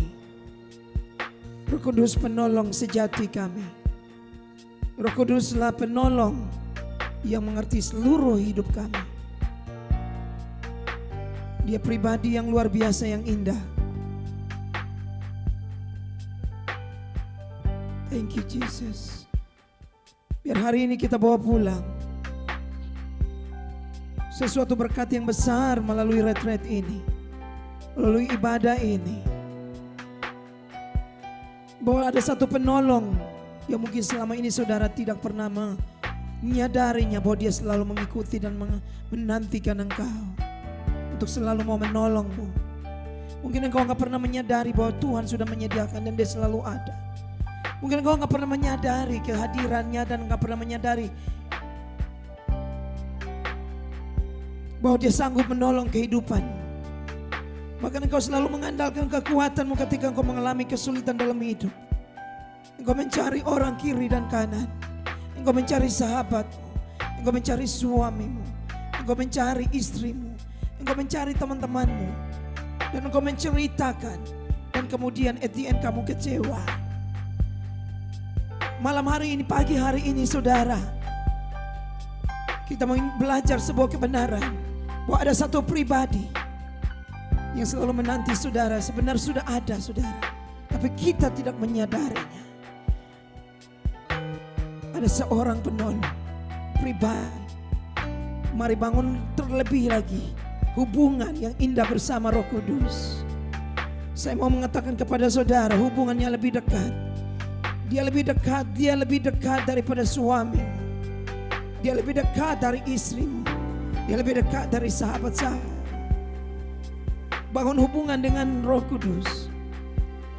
Katakan setiap pagi, terima kasih dan selamat pagi Roh Kudus. Aku mau ke sini Roh Kudus. Aku mau memutuskan ini Roh Kudus. Engkau sahabatku, engkau penolongku, engkau penolongku, tolong aku. Mari bangun relationship itu, hubungan ini. Perbaiki kalau selama ini mungkin saudara tidak pernah menyadarinya. Mungkin rusak hubungan itu. Pagi ini kita tahu sebuah kebenaran bahwa ada penolong yang luar biasa, yaitu pribadi Roh Kudus yang selalu mau mendampingi saudara dimanapun, kapanpun engkau berseru kepadanya. Minta pagi ini Roh yang kudus itu menguasai, menjadi pendamping, menjadi penolongmu di dalam tiap-tiap langkah hidup mulai saat ini dan seterusnya. Dan saya terlalu percaya saudara tidak akan pernah merasa kekurangan. Saudara tidak akan pernah merasa sendirian. Saudara tidak pernah merasa kekosongan, bahkan lonely. Haleluya. Saudara akan diurapi. Setiap orang buka hati. Haleluya.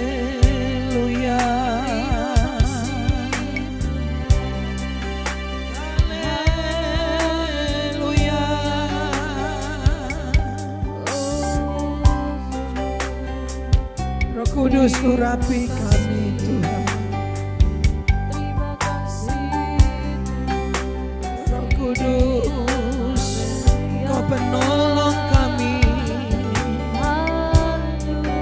Engkau sahabat kami yang sejati. Engkau penolong kami.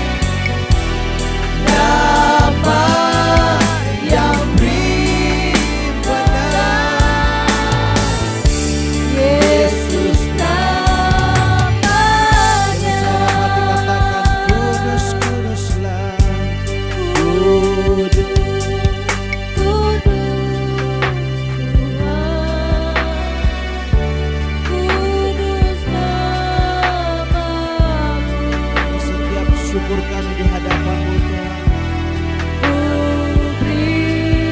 Engkau datang dan melawat setiap hati kami Tuhan. Engkau jamah hati kami Bapa. Engkau bertata atas kehidupan kami Tuhan. Dan ajaib nama-Mu, ajaib Tuhan, ajaib nama-Mu,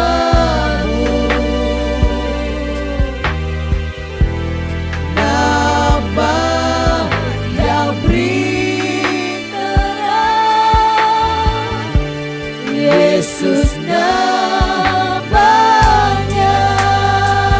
Lebih lagi sorakan,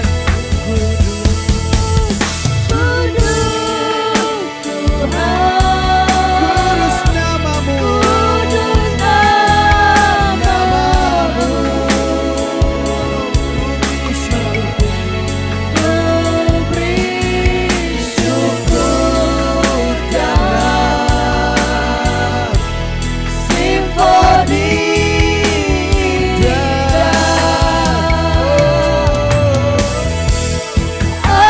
ajaib, ajaib Tuhan,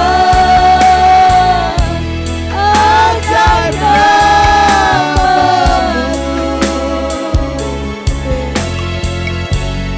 nama yang beri terang, Yesus namanya. Kudus, kudus nama-Mu, sebab Engkau kudus Tuhan, dan Kau yang layak menyembah.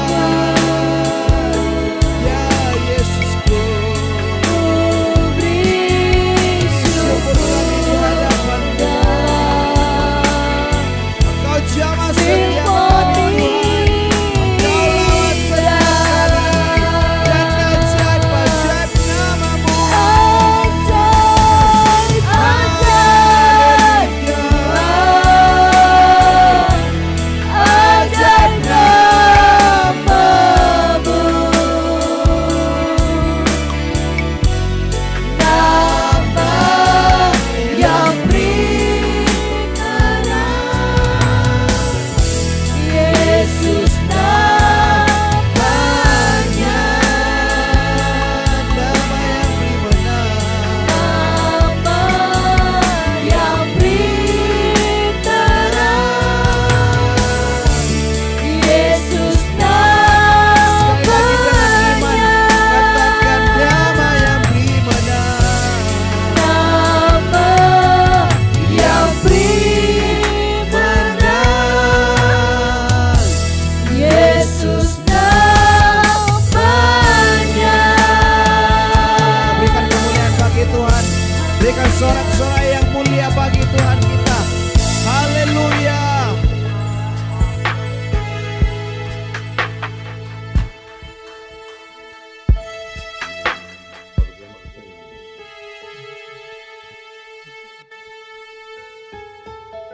Pastor Jimmy akan membawa kita dalam doa.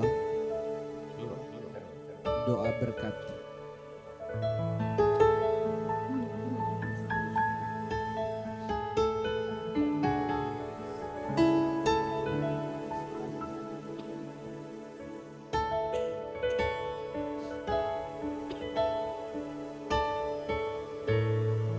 Bapak Ibu Saudara semua yang masih tetap dalam hadirat Tuhan, kita bersyukur untuk kebaikan Tuhan yang luar biasa dalam kehidupan kita. Terima kasih ya Roh Kudus, terima kasih Tuhan.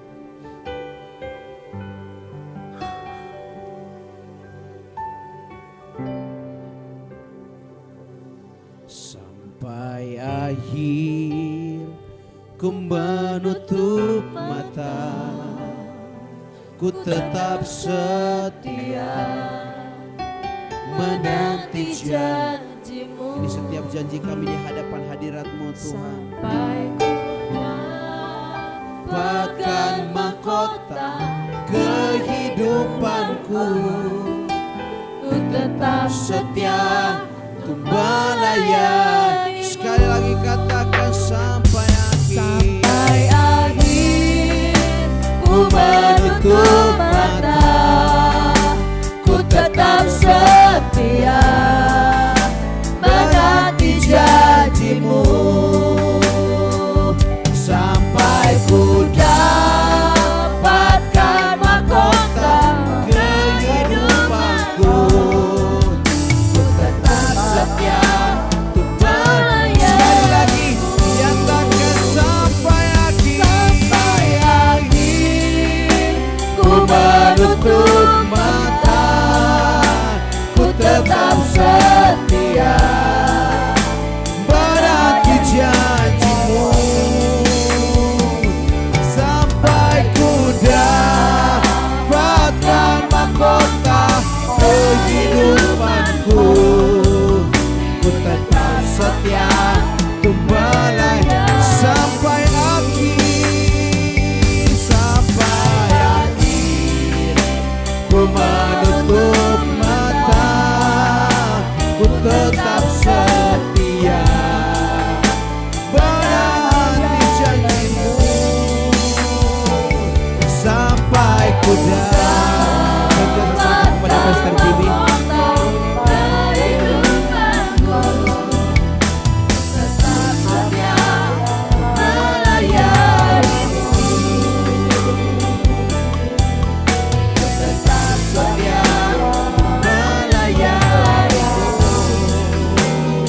Ku tetap setia. Ku tetap setia untuk melayanimu. Berikan kemuliaan bagi nama Tuhan. Haleluya. Bapak, kami mengucap syukur saat ini kami mau tetap setia melayani Tuhan. Karena itu kami ada. Karena itu kami dipanggil. Kami mau tetap melayani Engkau ya Tuhan. Dimanapun kami berada, kami tetap mau melayani. Terima kasih untuk firman yang sudah kami dengar. Kami tahu kami harus menghargai penolong kami yang kelihatan. Orang-orang sekeliling kami harus menghargai. Supaya kami bisa menghargai penolong yang lain itu, yaitu Roh Kudus dalam perjalanan hidup kami. Supaya kami semakin peka dan kami semakin mengerti untuk apa kami ada di muka bumi ini. Mampukan kami supaya di waktu yang sangat singkat, di umur yang pendek ini, kami bisa berkarya untuk kerajaan-Mu surga. Kami bisa berkarya untuk Engkau ya Tuhan. Seperti Engkau hanya 3,5 tahun saja Engkau berkarya di muka bumi ini. Tetapi terobosan-terobosan besar yang terjadi. Kami mau belajar Tuhan. Bukan umur panjang yang membuat kita hebat, tetapi bagaimana kita bisa pakai untuk berkarya untuk kerajaan-Mu surga. Kami mau ya Tuhan, hidup kami yang singkat saat ini, kami mau pakai untuk tetap melayani. Kami akan melihat Roh Kudus berikan kami hikmat, sehingga kami bisa melihat ada peluang-peluang di mana kami harus melayani. Berikan kami hati, semangat, supaya kami bisa melangkah. Mampukan kami ya Roh Kudus, supaya kami bisa mengerti bagaimana kami harus melakukannya. Mampukan kami Roh Kudus. Kami belajar. Engkau memberikan kami semangat dalam segala hal. Bahkan murid-murid zaman mula-mula, Engkau memberikan mereka semangat. Walaupun terjadi penganiayaan di mana-mana, persekusian di mana-mana, tapi mereka tetap semangat karena Engkau memberikan mereka semangat untuk melayani. Berikan kami semangat itu ya Roh Kudus. Berikan kami semangat supaya kami tidak suam-suam kuku, tetapi kami selalu melayani. Dan kami akan berkata, hidup untuk Kristus, mati adalah keuntungan. Terima kasih untuk kehadiran-Mu di tengah-tengah kami Roh Kudus. Dari awal hingga akhir saat ini, kami tahu Engkau ada dan sedang berkarya. Jamahlah kami semua, biar urapan-Mu turun kami atas kami semua. Jamah kami semua, ubahkan kami semua, sehingga kami mengerti bahwa kami harus tampil beda, karena kami punya penolong yang lain itu. Kami pasti sukses, kami pasti berhasil, karena kami punya penolong yang lain itu. Hidup kami pasti naik dan tidak akan pernah turun, karena kami punya penolong yang lain itu. Terima kasih Tuhan. Terima kasih. Mari saudara kita angkat kedua tangan kita akhiri ibadah kita. Dan Tuhan Yesus yang Engkau sembah sangat mengasihi Engkau. Ia rela hidup miskin menderita, bahkan mati di kayu salib karena kasih besar dalam hidupmu. Diberkatilah pekerjaanmu, diberkatilah usahamu, diberkatilah studimu, diberkatilah keluar dan masukmu, diberkatilah rumah tanggamu, diberkatilah kesehatanmu, diberkati juga sistem imunmu semakin kuat mengalahkan virus, bakteri dan kanker yang ada, karena Tuhan yang kau sembah memberkati engkau berkelimpahan. Ia merancang kau menjadi kepala, bukan menjadi ekor. Ia berikan Roh Kudus untuk menyertai perjalanan hidupmu hingga pada saat engkau duduk lebih tinggi daripada yang lain. Pada saat engkau berdiri lebih tinggi daripada yang lain. Itu bukan karena kekuatanmu, itu bukan karena kepintaranmu, dan itu juga bukan karena keuanganmu. Itu semua karena Bapa di sorga yang memelihara hidupmu. Kasih dan anugerah pada Tuhan Yesus dan penyertaan Allah Roh Kudus menyertaimu hingga akhir zaman. Dan turunlah berkat yang dahsyat di dalam nama yang dahsyat, yaitu di dalam nama Tuhan kita Yesus Kristus. Dan kita semua terima katakan amin.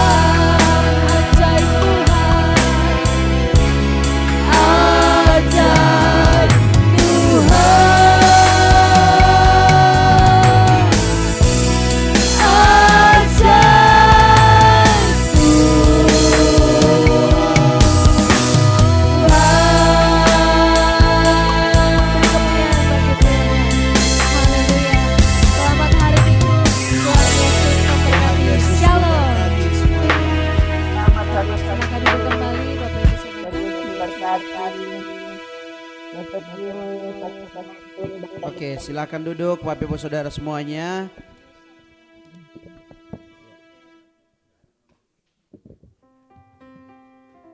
Oke. Sekali lagi shalom semuanya. Shalom. Semua merasakan lawatan Tuhan pada hari ini, amin. Haleluya. Saya akan bacakan kegiatan kita untuk hari ini. Kita selesai ibadah jam 8, puji Tuhan, tepat waktu. Dan setelah ini Bapak Ibu Saudara semuanya langsung menuju ke ruang makan. Kita makan. Kami di rumah. Kita makan, lalu setelah makan semuanya kembali. Kita cuma punya waktu 30 menit. Jadi jam 8 sampai jam 8.30 kita makan. Setelah itu semuanya naik ke kamar untuk kemas koper. Lalu jam 9 pas kita menuju ke depan untuk naik bus, kita pergi ke Santera. Itu nanti sampai sana kegiatan selanjutnya saya akan bacakan di sana atau di bus. Lalu kemudian yang belum terima pita,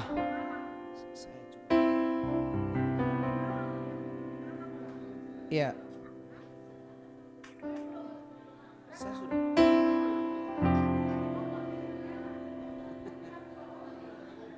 ya, yang turun di Malang yang belum dapat.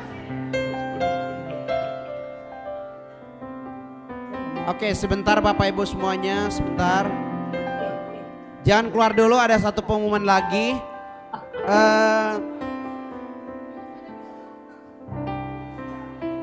Bapak Ibu semuanya, di sini ada buku, ada sumbangan buku dari Ibu Lia. Ya, dari Ibu Lia untuk anak-anak sekolah minggu. Jadi diharapkan untuk yang punya anak-anak, mungkin Bu Novi bisa arahkan mereka ke depan, karena Ibu Rene juga. Iya, katanya ini mau didokumentasi, betul? Iya, kepala sekolah Ibu Rene. Bapak Ibu sekalian, mohon jangan keluar. Kita masih ada video news. Ini kenapa keluar ya? Belum ada perintah dari panitia untuk keluar. Belum ada perintah keluar dari panitia. Acara belum selesai, Bapak Ibu, mohon maaf. Oke, yang di Zoom sudah boleh mengeluarkan, boleh keluar dari Zoom. Terima kasih untuk Bapak Ibu yang ada di Zoom. Kami mengucapkan sudah mengikuti ibadah di hari Minggu ini. Tuhan Yesus memberkati. Mohon perhatian sebentar ya. Perhatian. Halo. Nanti koper. Tolong dengar ya. Koper yang Surabaya itu duluan berbaris di depan dulu. Itu dibawa mobil ke bus untuk Surabaya karena kita turun paling terakhir. Baru Malang nomor 2. Baru Sidoarjo, terakhir Jember. Karena kan ada over, Jember sudah ada, masing-masing sudah ada pita. Ya, jadi Pak Tommy sama Pak Ruslan ada yang ke sana satu ya, kasih masukan. Ya, sudah Surabaya masuk dulu. Baru Sidoarjo, baru Malang, Jember terakhir. Soalnya tahun lalu pernah tas ke bawah. Salah ambil, jadi saya bagi pita ya. Saya sampai pulang jam 12 malam ngurus. Terima kasih. Oh iya, baik. Mungkin oke, untuk anak sekolah minggu boleh dipercepat langkahnya yang di luar. Ada 7 orang. Ada Nando, ada Sabrang, ada Matthew, ada Niko. Tolong anak-anak sekolah minggu, Bapak Ibu yang di luar boleh minta bantuannya biar anak-anaknya diarahin ke dalam.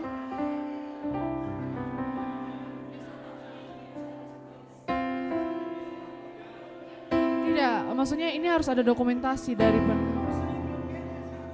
Iya, Pastor, nggak apa-apa. Ya, anak sekolah minggu boleh maju ke depan, kita mau bagi buku. Untuk guru-guru sekolah minggu, Ibu Rene sama Ibu Novi.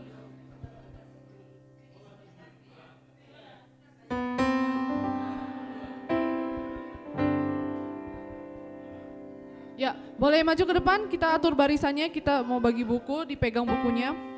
Kak Charles minta tolong bagi bukunya.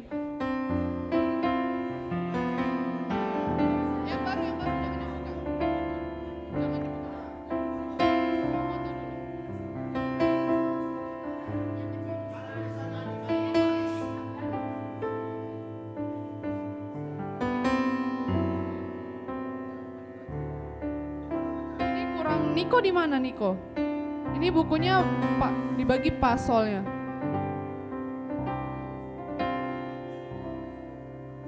Oke. Nggak apa-apa, 2-nya dipegang guru sekolah minggu. Mau pastor minta tolong pastor. Nggak apa-apa. Ya sudah. Yuk. Diangkat bukunya boleh? Sorry. Diangkat, oke.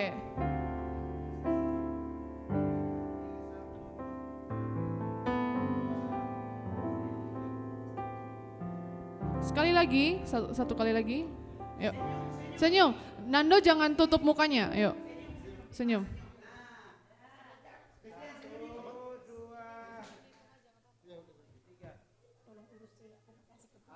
Oke, terima kasih. Bukunya jangan lupa dibaca ya. Ini ada satu lagi, sisa 3. Guru sekolah minggunya 2, satunya Niko. Ini saya udah terlanjur buka 1.